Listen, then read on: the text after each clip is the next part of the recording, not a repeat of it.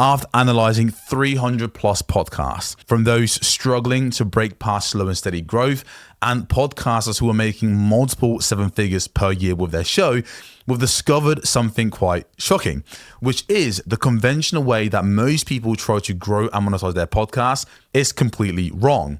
In this video, I want to break down the weird pattern that I've discovered amongst successful shows that most entrepreneurs and experts of podcasts totally ignore, how entrepreneurs and experts with tiny shows are able to generate $10,000 or more with their podcast, and finally, the uncomfortable truth around why just chasing more exposure and growth for your show will only lead to your podcast failing faster. Lesson number 1, growth is not a straight line. I know, pretty crazy, right? Like, I'm not going to lie to you, I would love the idea to think that podcast growth happens in a straight line, but it doesn't.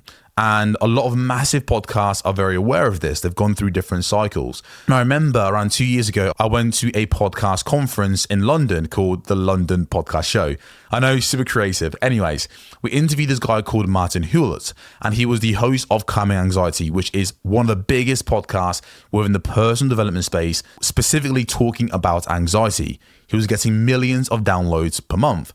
And he mentioned whilst I was interviewing him that he had often had times in his journey where his growth would just drop by like 40 to 60%. Imagine getting millions of downloads in your podcast every single month and then just out of nowhere, like your growth cuts in half the next month. But for Martin, he just mentioned how this is just part of the process. It just seemed like every so often his show would either flatline or he would lose listeners. But here's the important part. For Martin, his entire mindset around it was not to moan or to think that the directory is just screwing things up or that there's an issue with his hosting platforms. He just took full responsibility of that issue and said, you know what, this is a sign for me to double down. Whenever he would have these dips, he would just analyze, hey, what has been working, what's not been working. Anything that wasn't working, he would eliminate. And the things that were, he would double down. And then the show starts moving once again in the right direction. Now, we've also seen this with our clients who come to us where they're stuck with slow and steady growth. They've been podcasting for years, and we make a few very strategic changes and growth starts to move in the right direction. After 4 months, their growth kind of flatlines and maybe they have a dip. And then once again, things start to pick back up. So the lesson really is this. Once again, growth is not a straight line. Now, don't get me wrong, growth shouldn't just be declining consistently. But it's important to know that when your podcast does dip or you do flatline, just zoom out and ask yourself, is this a trend, i.e. the show actually is dying, or is it just part of the process? I think looking at your monthly downloads from a 90-day span, if your listenership has dropped 3 months in a row consecutively, that's probably a sign that something is actually wrong. But if your podcast growth stalls for a month, then picks back up, or drops for 2 months and picks back up in a third, that's totally fine. It's normal. It's part of the process. So don't panic if you experience that. No, again, growth isn't a straight line. But if your show is actually dying, meaning like you've been stuck for 6 months, maybe a year, that is an issue that you have to fix. And again, a specific strategy you can take in order to fix that. Lesson number 2, there is little to no correlation between how much money a podcast can generate per month and the number of downloads. Now, I want to clarify. Can you monetize a podcast with 0 listeners? No. But the point I'm trying to make here is after working with hundreds of podcasts and analyzing hundreds as well, we've started to notice a pattern that you can find podcasts that are getting 50,000 monthly downloads, 100,000 monthly downloads, millions of downloads who still struggle to monetize. And there are other podcasters getting 500 monthly downloads who are making $10,000 or more with their show. So what gives? And I want to make this very clear, when we first started helping entrepreneurs and experts grow and monetize their shows, I was a guy that would be really annoyed when a podcaster who has less than 1,000 monthly downloads would come to me and say, hey, how do I make money from my podcast? Because in my mind, I always thought, well, you got to grow the podcast first. You need to build a big enough audience and then monetization just happens. And that was kind of my mindset for the longest time. And it wasn't until I worked with a client called Sheridan who was getting around 500 monthly downloads and earned $12,000 in a single month from her show. And that completely broke my frame. And that's when I realized something really important.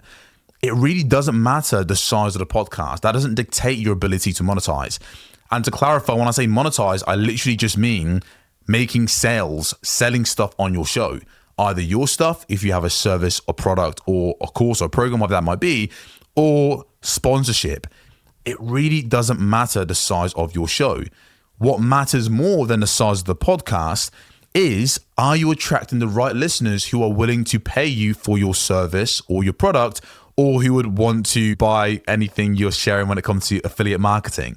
That really is an important piece. She was getting 500 monthly downloads, but it didn't matter. And that didn't stop her from monetizing and generating consistent sales from a podcast, because she was attracting a very specific type of audience. Her show was about embodiment entrepreneurship, basically helping entrepreneurs build businesses anxiety-free. She was serving a very specific audience. Even though her audience was very small, it was concentrated. She was building a pool of not just listeners, but ideal clients for her business. And she had what we call business to podcast alignment, which meant that the audience she was growing were a perfect fit for her back-end business, for her products, for her services. Just by nature of her having a small, highly talented audience, and she had a coaching program that was around $6,000. She needed one person to convert, and she made more money than most podcasters will ever make with their show.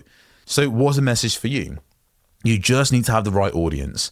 So that really is the lesson. What matters more than the size of your podcast is having the right listeners who are willing to buy your stuff. Having a business to podcast alignment where your back end offering matches your listeners' needs and wants. Now, the beautiful thing about this is the more you build that audience, of course, the more your podcast will grow, the more opportunities you have to monetize.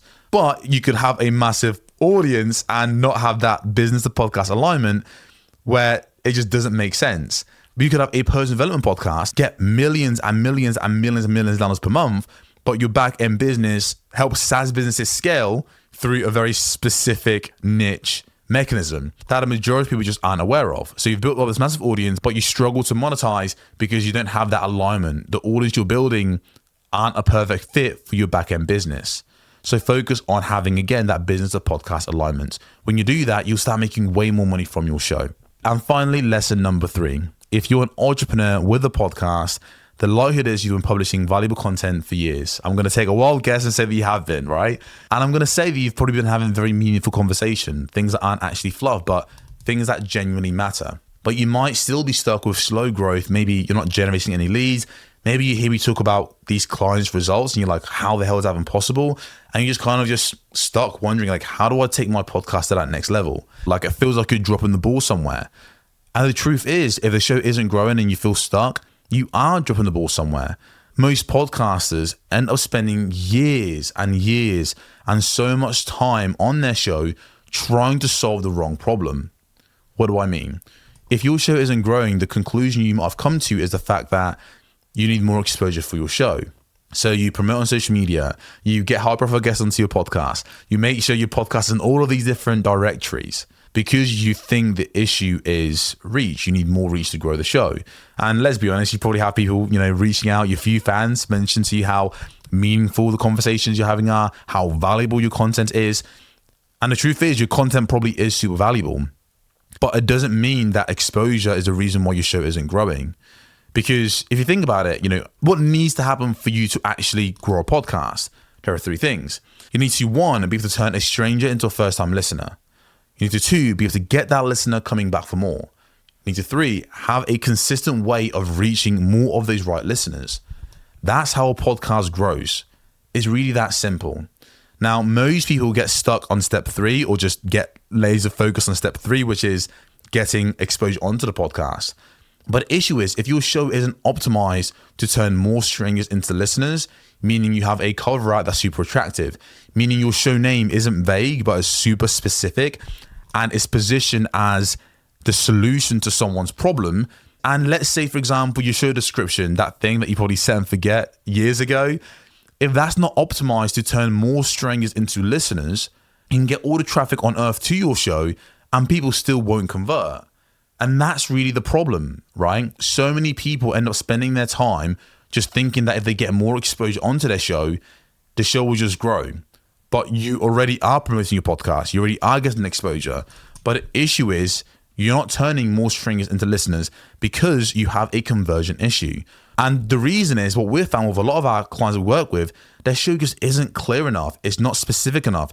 People don't really know who the show's for, so they see the podcast, but they don't click play and listen because they can't tell it's for them.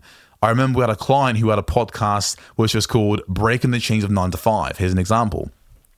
And it sounds super cool and very motivational, but people didn't really know what the show was about. And he was podcasting for 2 years with his show name and this positioning. And it wasn't until we changed the show name to be way more clear, way more specific, to Toolbox Talks for Electricians, how to make more money, save time as a self-employed electrician. That was his new positioning. It was way more clear, it was way more specific. And when we launched this new show, he went from 0 to 5,000 monthly downloads in just 90 days. That really is the power of, again, turning more strings into listeners, having a clear positioning. And then the second piece was also just as important, which is getting those listeners coming back for more. Look, if you are spending all this time trying to get a bunch of exposure onto your podcast, and let's say you get high-profile guests onto your show, they share it on their social media, and you get thousands of people listening to your podcast episode, and it just blows up and goes viral. And let's say the episode was about CrossFit. They check out the first episode, they loved it, but then let's say the next episode is about veganism, but they're not a vegan, why would they listen? And then episode about that, let's say it's about, keeping fit over 40, but they are in their 30s into CrossFit. My point is, and I give this example to show you how just getting exposure onto your show is one piece. But if you don't have a way to keep those listeners coming back for more, like an actual retention strategy, people will come, love that particular episode, check out your back catalog, and if it's not clear and specific that every single episode is relevant for them, they bounce. So you have this influx of exposure and visibility, but you don't retain that attention and capture it because you didn't have a retention strategy. But all this time you've been thinking that the issue and the reason why your show isn't growing is because you don't have enough reach and exposure. And that's really what I mean. The majority of podcasters end up spending years trying to fix their growth issues by just getting more exposure onto their show, when in actuality, you're way better off focusing on how do I turn more stringers into listeners? How do I make sure that my podcast is very clear who it's for? Who am I actually trying to reach in my podcast? And then how do I get those listeners coming back for more? How do I have a robust content strategy that's going to keep people engaged, that's speaking to one specific person? When you do that and you finally start getting exposure onto your show, the podcast will start growing. So those are 3 very surprising lessons that I've personally learned after analyzing 300 plus podcasts. The first one is growth is not a straight line. It's just not. I love for it to be the case. You can get explosive growth, but growth isn't a straight line. So don't expect it to be. Number 2, there is little to no correlation between the actual size of your podcast and your ability to monetize. It's more about, do you have a direct business to podcast alignment where you're building audience, not just random people, but ideal listeners who are a perfect fit and who will be willing to buy your program, courses, books, who are willing to become a client as part of your service. And then lesson number 3, the majority of entrepreneurs and experts end up spending their time trying to fix their podcast growth issues the wrong way. They focus way too much on exposure, thinking that they need more reach and exposure, when maybe their podcast isn't actually optimized to turn strangers into listeners. And they oftentimes don't have a strategy to keep those listeners coming back for more, binging their content. So how can you expect to grow the show and take it to the next level when you don't have all 3 of these pieces in place? You need all 3 in order to grow. Look, if you found this valuable, be sure to leave a like and a comment down below if you have any questions. And of course, if you're new here, this is what we do. I'm trying to help you gain clarity around why your podcast isn't growing or monetizing as fast as you like, so that you can take your show to that next level. And if you like this, again, go for a back catalog, binge entire content. So I'm doing here. And of course, be sure to subscribe. And with that being said, I'll catch you in the next video. Peace.